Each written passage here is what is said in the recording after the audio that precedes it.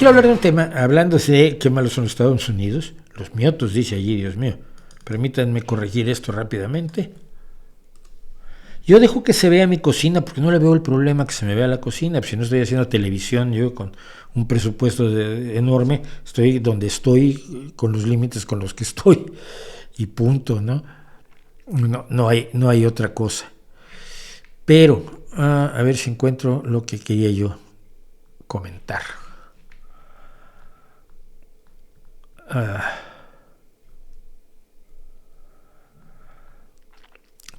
Y ustedes saben que yo sigo a Paul Krugman, Premio Nobel de Economía, que me parece enormemente relevante, inteligente y razonable dentro de lo que es un liberal. Cuando Juan Ramón Rayo o Agustín Laje dicen que son liberales, dices, no, liberales Paul Krugman, ustedes son la derecha más radical. Krugman es un liberal, yo soy un socialdemócrata. Pero hay una cosa con la que han estado dando lata en varios lugares, sobre la idea de que es el fin del predominio del dólar.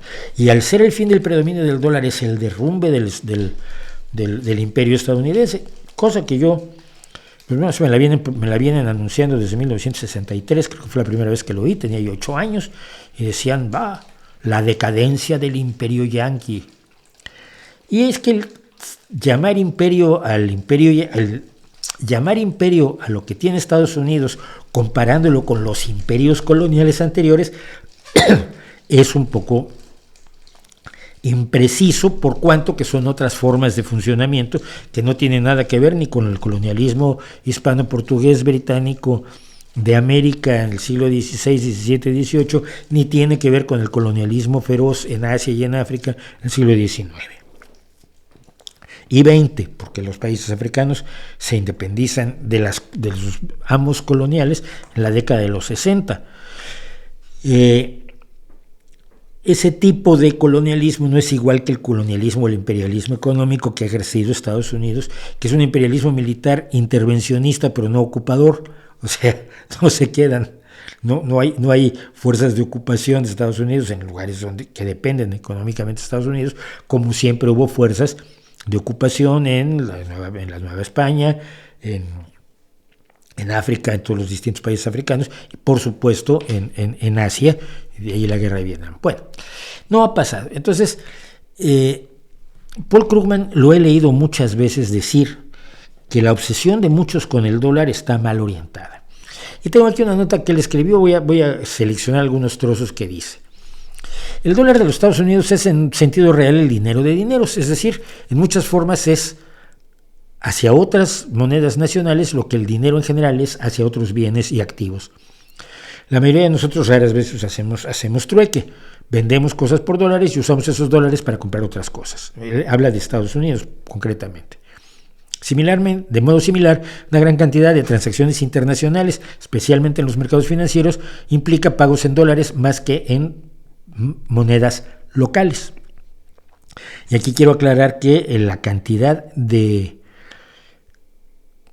comercio internacional que se está haciendo con el euro se está acercando ya a la cantidad de comercio internacional que se hace con el dólar, cosa que no pasa ni con la moneda china, que no me sé pronunciar, ni mucho menos con el rublo ruso.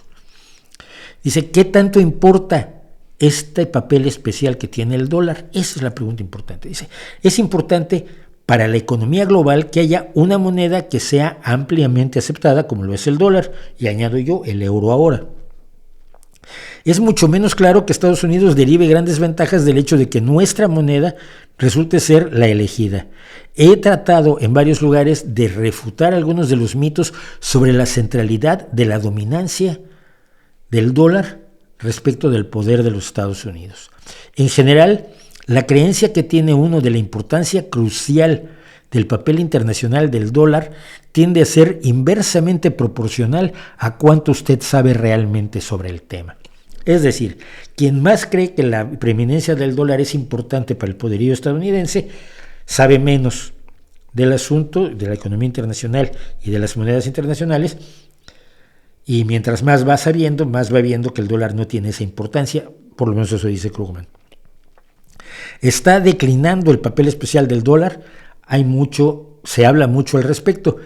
toda indicación de que alguna transacción internacional puede superar al dólar, como la sugerencia de Arabia Saudí de que puede aceptar yuans chinos, sí, pero hay otra moneda aparte del yuan, en pago a cambio de el petróleo, recibe una gran cantidad de atención en los medios.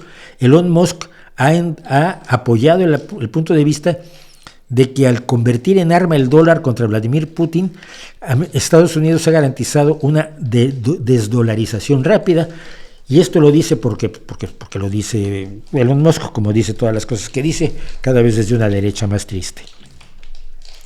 Veamos algunos datos. Un nuevo informe de la Reserva Federal examina varias mediciones de la predominancia del dólar y descubre que esta predominancia se ha mantenido estable durante los últimos 20 años y que la disminución de su estatus no parece que vaya a ocurrir en breve tiempo. ¿Y por qué alguien pensaría otra cosa? Mucho de la discusión se centra en la participación del dólar de las reservas de intercambio extranjeras, es decir, los países que guardan reservas extranjeras generalmente lo hacen en dólares, insisto, ahora cada vez más en euros. Dice, la participación del dólar en tales reservas ha declinado gradualmente al paso del tiempo, del 71% en el año 2000 al 58% en el 2022, y buena parte de ese trozo está ocupado por el euro, que nació precisamente en el año 2000. Sin embargo, esta declinación refleja la diversificación en monedas más pequeñas, como los dólares canadienses y australianas, más que un movimiento hacia los rivales serios del dólar, dice Krugman. Cuando ve uno de los datos, el euro ha crecido. Dice, el documento de la Reserva Federal combina distintas mediciones en un solo índice de uso de moneda internacional, un índice que muestra que no hay ningún desafío a la dominación, al predominio del dólar. ¿Por qué es tan predominante el dólar y por qué esa predominancia persiste? Se me gusta el ejemplo de las transacciones comerciales extranjeras, que es fácil de explicar. Imagínese usted que quiere intercambiar dos monedas relativamente pequeñas, digamos, convertir bolivianos en ringgits malayos. Buscará una contrapartida que quiera hacer la transacción inversa, es decir, alguien que tenga ringgits y quiera obtener bolivianos, puede tomarle mucho tiempo. Es mucho más sencillo y barato convertir los bolivianos en dólares y luego usar esos dólares para comprar los ringgits. Y el papel del dólar en esas transacciones se autorrefuerza. Mientras más transacciones haga la gente en dólares, más líquidos son los mercados del dólar y aumenta su ventaja. El economista del MIT, del Instituto de Massachusetts de Tecnología, Charles Kindleberger, una vez escribió un excelente ensayo comparando el papel internacional del dólar con el papel internacional del inglés. En sus países, la mayoría de las personas se comunican en sus idiomas nativos y hacen negocios en sus monedas nativas. Pero cuando hacen negocios al extranjero, generalmente hablan inglés y usan dólares, porque eso es lo que hace todo el mundo. Así que, si esa dominación no va a durar para siempre, como dice, sigue sosteniendo que no representa nada en particular para el predominio y el poderío estadounidense. Es decir, el hecho de que tú guardes dólares e intercambies dólares es como decir que el predominio de los Estados Unidos depende del inglés, ¿no? La gente quiere soñar, y además quienes han sufrido el colonialismo económico o militar estadounidense con mayor gusto, que la caída del dólar o la desaparición del dólar representaría algo para Estados Unidos. Yo siento, y por las cosas que le he leído a Krugman, siento que le representaría más al comercio internacional, menos ahora que hay otro elemento que es el euro, pero hace unos años, antes del año 2000, si el dólar hubiera perdido valor, la economía mundial se iba al garete, y no porque Estados Unidos fuera más o menos fuerte, sino porque es en lo que te estás apoyando, como te puedes estar apoyando en el oro o en cualquier otra cosa. En todo caso, la obsesión por el dólar a mí me parece me ha parecido siempre excesiva, sobre todo con esa idea de que Estados Unidos deriva ventajas que yo no tengo claras, y que no tiene claras un premio Nobel de Economía, hombre, porque no las tenga claras un Mindundi que tiene ahí un canal de YouTube que ven muy pocas pero muy valiosas personas, como los 262 que me están viendo en este momento, no es lo mismo. Lo que importa es, por supuesto, lo que dice el premio Nobel, que quizás tenga algo de razón.